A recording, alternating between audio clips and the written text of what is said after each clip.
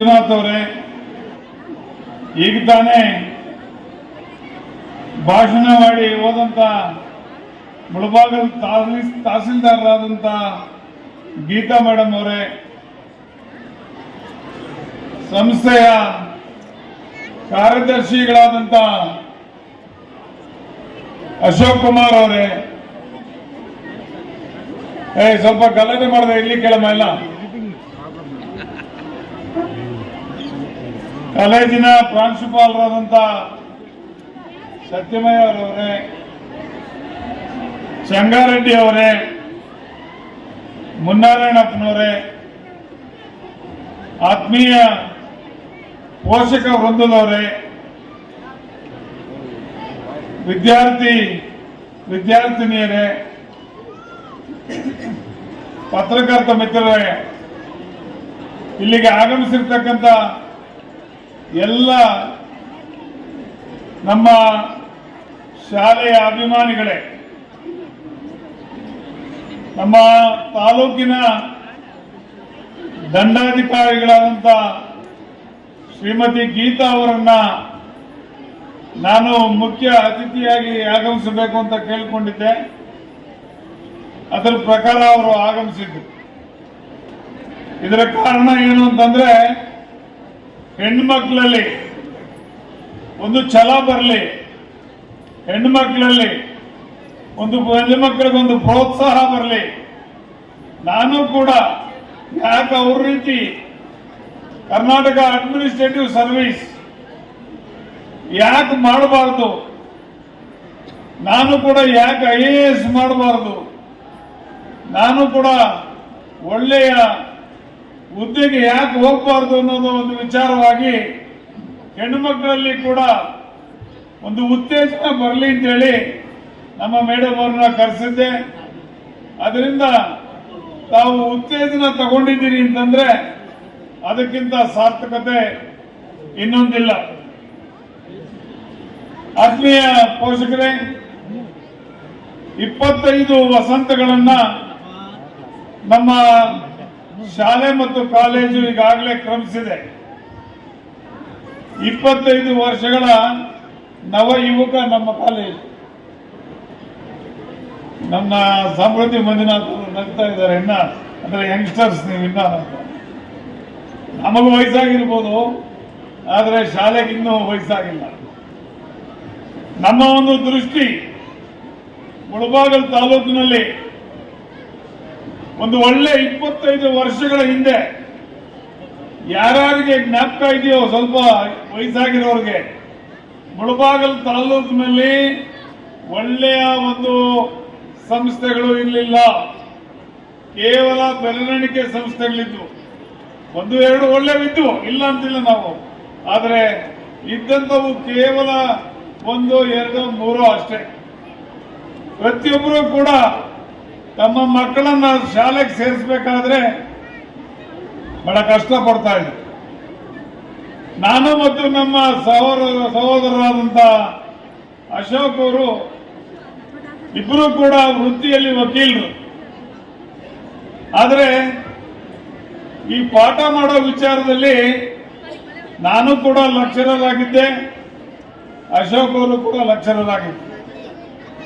ನಾನು ಇತಿಹಾಸ ಪಾಠ ಮಾಡ್ತಾ ಇದ್ದೆ, ಅಶೋಕ್ ಕುಮಾರ್ ಎಕನಾಮಿಕ್ಸ್ ಪಾಠ ಮಾಡ್ತಾ ಇದ್ದೆ. ನಾನು BComಗೆ ಬಿಸ್ನೆಸ್ ಲಾ ಪಾಠ ಮಾಡ್ತಾ ಇದ್ದೆ, ಲಾ ಕಾಲೇಜಲ್ಲಿ ಕಾನೂನು ಪಾಠ ಕೂಡ ಮಾಡ್ತಾ ಇದ್ದೆ. ಇಂಥ ಸಂದರ್ಭದಲ್ಲಿ ಇಬ್ಬರು ಸೇರಿ ಯಾಕೆ ಒಂದು ಶಾಲೆಯನ್ನ ಮುಳಬಾಗಿಲಲ್ಲಿ ಪ್ರಾರಂಭ ಮಾಡಬಾರದು ಅನ್ನೋ ಒಂದು ಚಿಂತನೆಯೊಂದಿಗೆ ಮೊದಲು ಪ್ರಾರಂಭ ಮಾಡಿದಾಗ ಕೇವಲ 23 ಜನರು ಎಲ್ಲಿ ಮುತ್ಯಾಲಪೇಟೆನಲ್ಲಿ ಪ್ರಾರಂಭ ಮಾಡಿದ್ವಿ. ನಮ್ಮ ಸ್ಕೂಲ್ ಒಂದು ಹೆಸರಿಟ್ಟಿದ್ರು, ಸೊಂದು ಸ್ಕೂಲ್ ಅಂತ. ಅಲ್ಲೊಂದು ಸೊಂದಿತ್ತು. ಆ ಸೊಂದಿರೋದ್ರಿಂದ ಯಾರು ಸೇರ್ಪಿಸಿಣ್ಣ ಅಂದ್ರೆ ಸೊಂದು ಸ್ಕೂಲ್ ಸೇರ್ಪಿಸಿಣ್ಣ ನಾವು.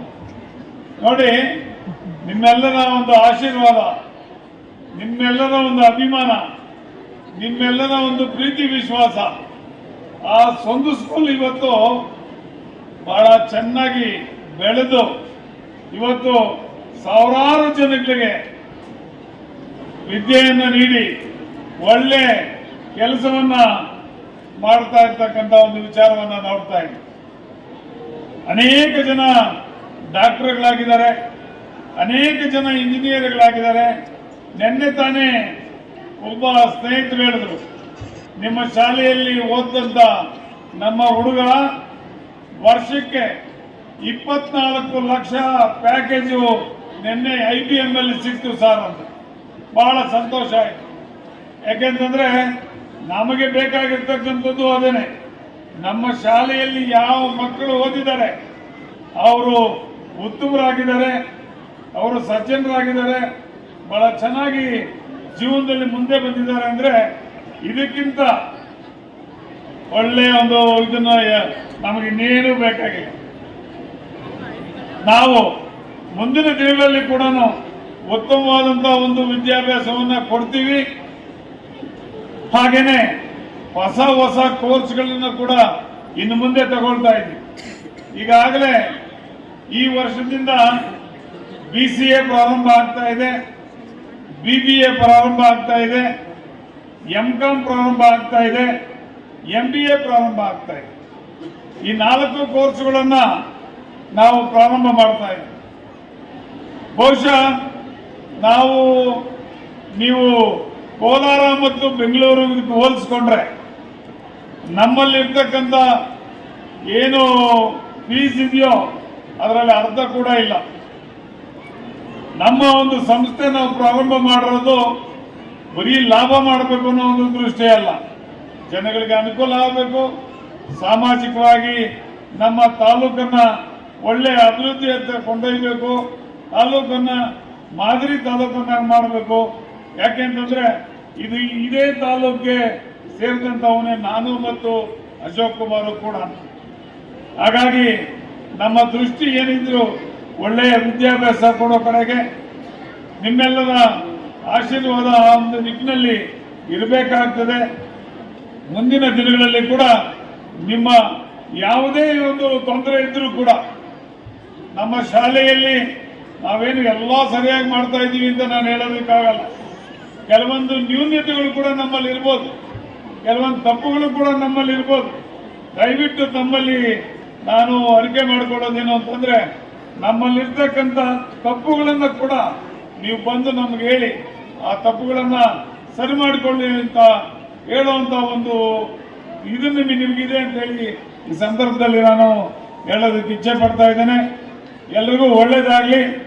ಮಕ್ಕಳು ಡ್ಯಾನ್ಸ್ ಮಾಡ್ತಾರೆ ಈಗ ಮತ್ತು ಅನೇಕ ಕಾರ್ಯಕ್ರಮಗಳನ್ನ ಕೊಡ್ತಾರೆ. ತಮ್ಮಲ್ಲಿ ನಾನು ಕೋರಿಕೊಳ್ಳೋದೇನು ಅಂತಂದ್ರೆ, ಎದ್ದು ಬಂದು ಬೇರೆಯವ್ರಿಗೆ ಡಿಸ್ಟರ್ಬ್ ಮಾಡಬೇಡಿ. ನೀವು ಬೂತ್ ಕಡೆಯಿಂದನೇ ನೋಡಿ ಆನಂದಿಸಿ ಅಂತ ಹೇಳ್ತಾ ನಾನು 2 ಮಾತನ್ನ ಮುಗಿಸ್ತಾ ಇದ್ದೇನೆ. ಜೈ ಹಿಂದ್, ಜೈ ಕರ್ನಾಟಕ.